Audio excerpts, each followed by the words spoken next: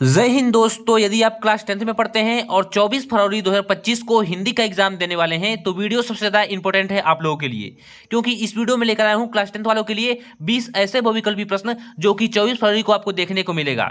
और मैं आपको बता दूं कि बहुत सारे लोग क्या करते हैं कि 150-200 प्रश्न करवा देते हैं और बोलते हैं कि इसी में से आएगा, लेकिन मैं आपको केवल 20 प्रश्न कराऊंगा और केवल 10 मिनट की वीडियो होगी। आपका बिल्कुल भी टाइम वेस्ट नहीं होगा, केवल 20 प्रश्न कराऊंगा जो कि एज इट इज आपको आपके बोर्ड एग्जामिनेशन में देखने को मिलेंगे। ये पूरे के पूरे प्रश्न काफी वायरल प्रश्न है और इसी प्रश्न को बस केवल आप तैयार करके चले जाइए, क्योंकि शॉर्ट टर्म में आप लोग की तैयारी बहुत अच्छी करवाने के लिए केवल 10 मिनट की वीडियो लेकर आया हूं और इस वीडियो को पूरा देखकर जरूर जाइएगा। एक एक प्रश्न काफी इंपॉर्टेंट प्रश्न है, तो चलिए शुरू करते हैं। यहां पे देखिए पहला प्रश्न है कि पंडित प्रताप नारायण मिश्र लेखक हैं। जो पंडित प्रताप नारायण मिश्र हैं, क्या वे द्विवेदी युग के लेखक हैं या फिर भारतेंदु युग के लेखक हैं या फिर शुक्ल युग के लेखक हैं या फिर शुक्लोत्तर युग के? तो मैं आपको बता दूं कि पंडित प्रताप नारायण मिश्र भारतेंदु युग के लेखक हैं। किस युग के लेखक हैं? तो भारतेंदु युग के। फिर पूछा है कि गुनाहों के देवता, ठीक है, गुनाहों का देवता रचना की विधा है, क्या कहानी या फिर उपन्यास या फिर नाटक या फिर एकांकी? तो गुनाहों का देवता किस रचना की विधा है? तो उपन्यास विधा की रचना है। ठीक है, यहाँ पे जो आपका उपन्यास है बिल्कुल राइट ऑप्शन है, उपन्यास विधा की रचना है आपकी। ठीक है, चलिए अब तीसरा प्रश्न देखते हैं और ऐसे टोटल 20 बहुविकल्पी प्रश्न कराऊंगा, केवल 20 ही लेकर आया हूं, उससे अधिक एक भी आप लोगों को नहीं तैयार करना है। फिर तीसरा दिया है कि हंस पत्रिका के संपादक थे, क्या मुंशी प्रेमचंद थे या फिर जयशंकर प्रसाद या फिर निराला या फिर महादेवी वर्मा? तो सबको पता होगा कि जो हंस पत्रिका आप लोगों की है वो किसने किया था संपादित? तो मुंशी प्रेमचंद ने किया था। ठीक है, अब आपका चौथा दिया है कि कलम का सिपाही की विधा है। जो कलम का सिपाही है, क्या वो संस्मरण विधा है या फिर जीवनी विधा है या फिर रेखा चित्र है या फिर आत्मकथा है? तो कलम का सिपाही किस विधा की रचना है? तो कलम का सिपाही जीवनी विधा की रचना है। किस विधा की? जीवनी विधा की। ठीक है, पांचवा प्रश्न है कि लहरों के राजहंस के लेखक हैं। जो लहरों के राजहंस हैं उसके लेखक कौन हैं? क्या धर्मवीर भारती हैं या फिर मोहन राकेश या फिर कमलेश्वर या फिर राजेंद्र यादव? तो इसमें आपके मोहन राकेश बिल्कुल राइट ऑप्शन है, बी वाले। और आप लोग लास्ट में कमेंट करके जरूर बताएंगे कि आपको कितने प्रश्न पहले से आ रहे थे। ठीक है, मैं प्रत्येक बच्चों का कमेंट पढ़ता हूं और सबको कमेंट का रिप्लाई भी देता हूं। ठीक है, तो आप लोग जरूर कमेंट करके बताएंगे कि कितने प्रश्न आपको पहले से आ रहे थे। ठीक है, अब छठा प्रश्न है आप लोग का कि आचार्य रामचंद्र शुक्ल एक हैं। जो आचार्य रामचंद्र शुक्ल हैं, क्या कवि हैं कि उपन्यासकार हैं कि आलोचक हैं या फिर नाटककार हैं? तो आचार्य रामचंद्र शुक्ल क्या हैं? एक प्रमुख आलोचक हैं। क्या है? आलोचक हैं। आलोचक का मतलब होता है कि जो दूसरे क्या करे? आलोचना करे, यानी दूसरे की कमियों को देखे, उसकी कमियों को बताए और उसे सुधारने के लिए प्रेरित करे, उसे आलोचक कहते हैं। ठीक है, तो यहाँ पे आलोचक रहेगा। अब यहाँ पे देखिए सातवां प्रश्न क्या बोल रहा है। सातवां प्रश्न है कि आकाशदीप, ठीक है, आकाशदीप के लेखक हैं, क्या अमरकांत हैं, आचार्य रामचंद्र शुक्ल हैं या फिर जयशंकर प्रसाद हैं या फिर निराला हैं? तो मैं आपको बता दूं कि आकाशदीप के लेखक कौन हैं? तो आकाशदीप के लेखक आपके जयशंकर प्रसाद हैं। जैसे कि आकाशदीप पूछ दे, ध्रुव स्वामिनी पूछ दे, अजात शत्रु पूछ दे, तितली पूछ दे, लहर, झरना, आंसू, कमायनी, इन सब के लेखक कौन हैं? तो आपके जयशंकर प्रसाद हैं। कौन है? जयशंकर प्रसाद। यहाँ पे सी वाला ऑप्शन बिल्कुल राइट है। आठवां प्रश्न है आप लोग का कि मैला अंचल के रचनाकार हैं। ठीक है, मैला अंचल के रचनाकार कौन है? क्या मोहन राकेश हैं या फिर फणीश्वरनाथ रेणु हैं या फिर प्रेमचंद जी हैं या फिर जयशंकर प्रसाद हैं? तो मैला अंचल के रचनाकार कौन है? तो फणीश्वरनाथ रेणु। कौन है? फणीश्वरनाथ रेणु आपके मैला अंचल के रचनाकार हैं। चलिए अब हम नवा प्रश्न देखते हैं। तो यहाँ पे देखिए नवा प्रश्न आप लोगों का है कि केशव दास किस काव्य धारा के कवि हैं? जो केशव दास हैं, क्या वो रीतिबद्ध काव्य धारा के हैं, रीति सिद्ध काव्य धारा के हैं या फिर रीति मुक्त काव्य धारा के हैं या फिर प्रयोगवादी कवि हैं? तो जो हम लोग के केशव दास हैं वो किस काव्य धारा के कवि हैं? तो केशव दास रीतिबद्ध काव्य धारा के कवि हैं। किस काव्य धारा के? तो रीतिबद्ध काव्य धारा के। इसको आप लोग कंठस्थ कर लीजिए, वेरी इंपॉर्टेंट क्वेश्चन है। ठीक है, अब 10वां प्रश्न है कि रामचंद्रिका किस कवि की रचना है? जो रामचंद्रिका है, क्या वो केशव दास की है, बिहारी लाल की है, धनानंद की है या फिर भूषण की है?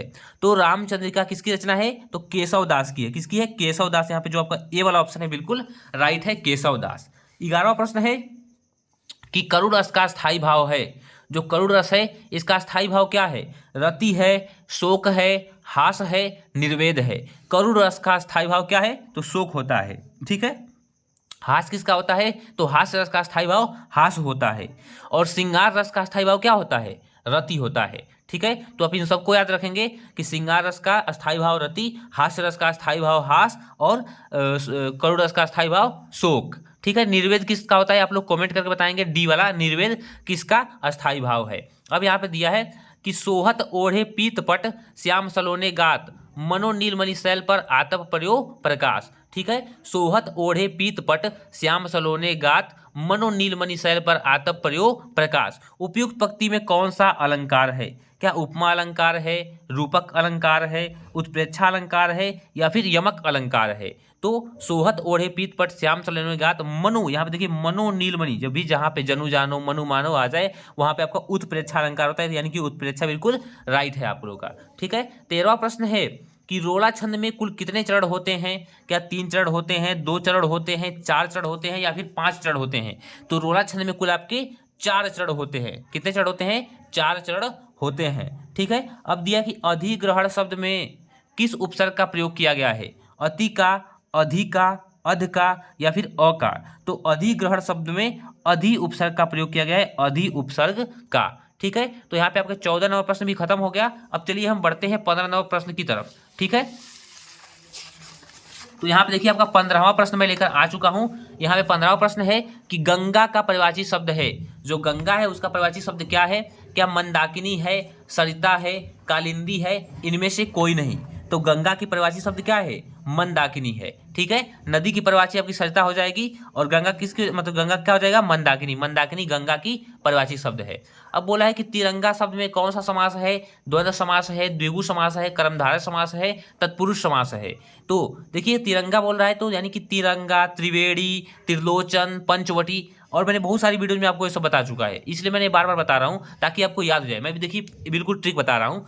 जैसे यहाँ पे तिरंगा आ रहा है तो तिरंगा का मतलब कि 3 रंगों का समूह, चौराहा मतलब कि 4 राहों का समाहार। ठीक है, वैसे ही त्रिवेणी, पंचवटी 5 वृक्षों का समूह। तो आप लोग सोचिए कि जिसमें 1 2 3 4 5 आए, जिसमें भी 1 2 3 4 5 आए, वहाँ पे जब भी संख्यावाची है वहाँ पे द्विगु समास होता है। कौन समास होता है? द्विगु समास। और जब भी किसी शब्द के बीच में योजक चिन्ह, यानी कि जो जैसे माता पिता के बीच में जो चिन्ह होता है, ठीक है, जो चिन्ह माता और पिता के बीच में जो चिन्ह लगा होता है वो द्वंद्व के लिए दर्शाता है। ठीक है, द्वंद्व समास वहाँ पे होता है, यानी कि योजक चिन्ह जहाँ पे लगा वहाँ पे द्वंद्व समास, और द्विगु कहाँ पे? जहाँ पे संख्यावाची शब्द हो। ठीक है, अब देखिए 17 नंबर प्रश्न है कि प्रमोद का तत्सम रूप है, प्रमोद है, प्रमुद है, प्रमोद है, प्रमाद है। तो यहाँ पे देखिए परमोद लिखा गया है, यहाँ पे बिल्कुल तत्सम रूप में प्रमोद लिखा गया, यानी कि प्रमोद आपका बिल्कुल राइट ऑप्शन है। अब बोल रहा है कि जो झूठ बोलते हैं उन पर विश्वास मत करो। क्या ये मिश्रित वाक्य है, सरल वाक्य है, संयुक्त वाक्य है या फिर इनमें से कोई नहीं? तो जो झूठ बोलते हैं उन पर विश्वास मत करो, ये मिश्रित वाक्य है। कैसा वाक्य है? मिश्रित वाक्य है। ठीक है, इसको आप लोग याद कर लेंगे, क्योंकि देखिए इसमें जो झूठ बोलते हैं एक वाक्य हो गया, उन पर विश्वास मत करो दूसरा वाक्य होगा, यानी कि मिश्रित है, यानी कि दोनों मिक्स है कहीं में, तो इसको आप क्या बोलेंगे? मिश्रित वाक्य बोलेंगे। ठीक है, यानी कि यहाँ पे मिश्रित वाक्य है। अब बोला है 19वां प्रश्न कि वाच्य प्रयोग के कितने भेद हैं? जो आपके वाच्य प्रयोग हैं उसके कितने भेद हैं? क्या 4 भेद हैं, 6 भेद हैं, 3 भेद हैं, 7 भेद हैं? तो वाच्य प्रयोग के कितने भेद हैं? तो वाच्य प्रयोग के आपके 3 भेद हैं। ठीक है, 3 भेद आपके क्या है? बिल्कुल सही है। अब 20वां प्रश्न है कि जिन शब्दों का प्रयोग संज्ञा के स्थान पर किया जाता है उन्हें कहते हैं? क्या सर्वनाम कहते हैं, क्रिया कहते हैं, विशेषण कहते हैं, अव्यय कहते हैं? तो जिन शब्दों का प्रयोग संज्ञा के स्थान पर किया जाता है उन्हें क्या कहते हैं? तो उन्हें सर्वनाम कहते हैं। क्या कहते हैं? सर्वनाम। यानी कि आपके 20 प्रश्न यहाँ पे खत्म होते हैं, और जैसा कि मैंने कहा था कि 10 मिनट में खत्म कर दूंगा, लेकिन 8 मिनट के में ही खत्म कर दिया मैंने। और मैं आपको बता दूं कि काफ़ी इंपॉर्टेंट प्रश्न थे, और कुछ बातें मैं आप लोगों से शेयर करना चाहता हूं। जैसे कि आप लोग एग्जाम देने जाएंगे 24 फरवरी को, और एग्जाम देकर आएंगे, तो एक रिक्वेस्ट है आप लोगों से, एक मेरा मोबाइल नंबर है उसको आप लोग नोट ही कर लीजिए। मैं आप लोग को बता देता हूं कि आप लोग मेरा मोबाइल नंबर नोट कर लीजिए, और वहां से आप लोग जो आपका पेपर होगा उस पेपर का फोटो क्लिक करके भेजेंगे, ताकि मैं सबसे पहले सोल्यूशन करा सकूं। ठीक है, तो मैं अपना मोबाइल नंबर लिख रहा हूं यहाँ पे, उसको आप लोग नोट कर लेंगे। ठीक है, और इस पर बस केवल व्हाट्सअप चलता है, किसी का फ़ोन वगैरह नहीं, मतलब कि इस पर आएगा, तो आप लोग इस पर क्या करेंगे? इस पर व्हाट्सअप कर देंगे। ठीक है, 93 36 55 45 16 ये मेरा नंबर है, ये व्हाट्सअप नंबर है। इस पर आप लोग क्या करेंगे? जो आपका पेपर होगा 24 फरवरी को, आते ही तुरंत अब सबसे पहले व्हाट्सअप कर देंगे, ताकि मैं जल्दी जल्दी इसका सोल्यूशन करा सकूं। तो जितने बच्चे मानते होंगे कि हाँ मुझको सोल्यूशन चाहिए, वो जरूर इस पर सेंड कर देंगे। ठीक है, चलिए मिलते हैं नेक्स्ट वीडियो में, और बेस्ट ऑफ द लक आप लोगों को। जो 24 फरवरी का आपका एग्जाम होने वाला है उसके लिए आप लोगों को बहुत ढेर सारी शुभकामनाएं, और मैं चाहता हूं कि प्रत्येक जो बच्चा पढ़ रहा है मेरे चैनल से, वो 98 नंबर हिंदी में लाए और बहुत अच्छा स्कोर करे। उस बच्चे के लिए मैं कामना करता हूं। और आप सभी बच्चों के लिए ये पूरे इंपॉर्टेंट प्रश्न, बहुत सारे पेपर्स मैंने कराए हैं आप लोगों को, और आप लोग अगर जो मन से पढ़े होंगे तो आप लोगों को पक्का पूरा नंबर आने वाला है। चलिए मिलते हैं नेक्स्ट वीडियो में।